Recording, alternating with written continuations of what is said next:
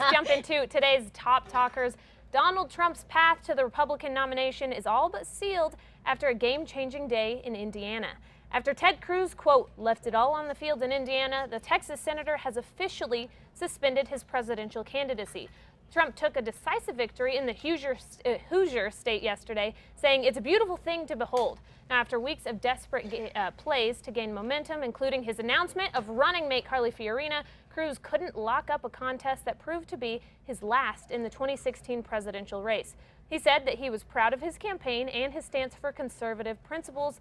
Now, there's no word as of yet if Cruz will ultimately back the presumptive GOP nominee, the man that labeled him Lion Ted for weeks now, Donald Trump. You know, when I found this, I was like, oh my gosh. Me and I too. immediately I was shocked. I thought that he would be in it till the end. I really did. Exactly. And that's kind of what Donald Trump said. He was like, I thought that it was going to go all the way till the end.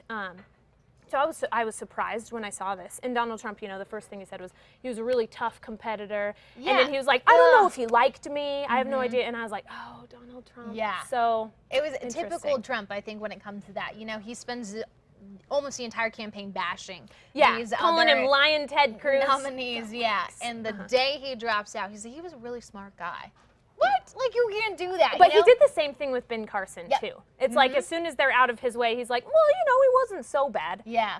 I was actually kind of surprised, too, that it was Cruz before Kasich. I thought John Kasich would have been out before Cruz. And I'm very interested to see what Kasich has to say. Well, so he's been posting on his Twitter. John Kasich has.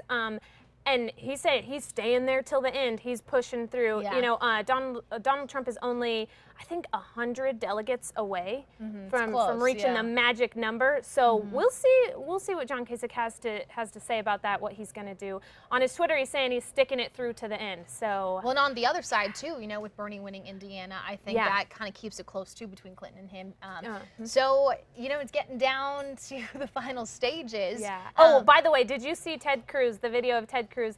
When he was hugging people, he accidentally punched his wife and then elbowed her in the face. He was like, bam, bam. Like, and there's no recovery No, from what that. a terrible way to end it. The memes and the GIFs that have been out on the internet, like the poor lady has no chance. So it'll be interesting to see what happens next. Exactly. Yeah, we'll let you know of any updates there. But wanted to move on to this, kind of interesting here. The History Channel is looking to bring the story of Mexican drug lord known as El Chapo to the small screen. History is developing a scripted drama series called #Cartel. Now, the network says the show will look at Joaquin Guzman's rise to power in Mexico and look at how Mexican drug cartels use social media as a tool to recruit members and take on rivals.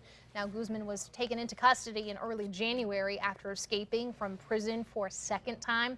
He's the focus of 10 legal cases in Mexico, mainly for drug trafficking, murder, and related counts. Now, Guzman is also wanted in at least 7 U.S. states. Very interesting. Yeah. A lot to learn from that. You know, and the social media thing is very scary, you know, and it's not just the cartel that's using social media to kind of lure teenage girls in, which is so scary. So if you have a teenage girl at home, warn them. Tell them to be careful. Watch. As much as they're so afraid of their privacy and how they want to be private and be their own individuals, watch after your child. You know, like. Be very careful. You'd rather be safe than sorry. Exactly. And it is kind of interesting. You know, obviously I wasn't someone I would look up to in any means, but it's kind of interesting to see these spin-offs of just how they think he lives his life. You know, I love watching that kind of stuff. Yeah. But we'll see, you know, how accurate it is. He's a very well-known name, I would say, for the wrong reasons. Yeah. But I'm sure a lot of people would be interested to see the History Channel's kind of take on his life. History Channel always does a good job. They do, yeah. I don't think it's going to disappoint at all. No. All right, guys, moving on to something I am so excited about, and you knew that I would be excited about this. Today is Star Wars Day, May 4th, as in May the 4th be with you. From newbies who only recently got into Star Wars with Episode 7, Chris and I'm talking about you, The Force Awakens, to those who have every single Star Wars figurine on a shelf in their home. Today is the day to celebrate Star Wars fandom.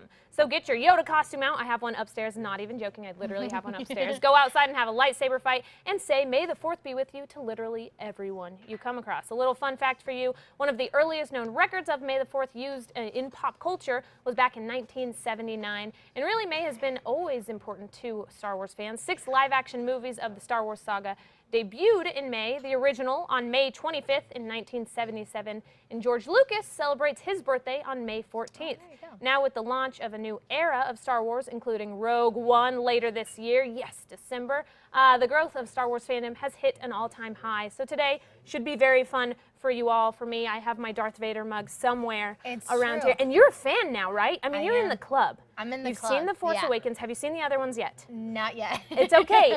I'll We will get there. talk to you. We will. Okay, Yeah. but it's okay. Since you have seen The Force Awakens, you are in. Make sure you tell everybody that you see today, may the 4th be with you. I do, though, have to say, I have the little Darth Vader balloon fiesta pin. Oh, that's a So, good one. Yeah, so that's how I was like, this. You need the Yoda one. I do. I know that'll be the goal this year to get one of those. But I remember last year, this girl had lightsabers. You had like the Darth Vader mug, Yeah. the Yoda, the blanket, the Star Wars blanket, everything. It's all in my office. All of it is literally. I All was of it like, is should I here. bring it all down? But I didn't. I left it all up there. It's cool though. It's a reason to celebrate, you know, and it hits multiple generations. Okay, so there's a movie called Revenge of the Sith. So a lot of people say that tomorrow is Revenge of the 5th. It's not just Cinco de Mayo, but Revenge of the 5th. I didn't know that. May the 4th, Revenge of the 5th. Another So- reason to celebrate. Oh, yeah. Okay, let's move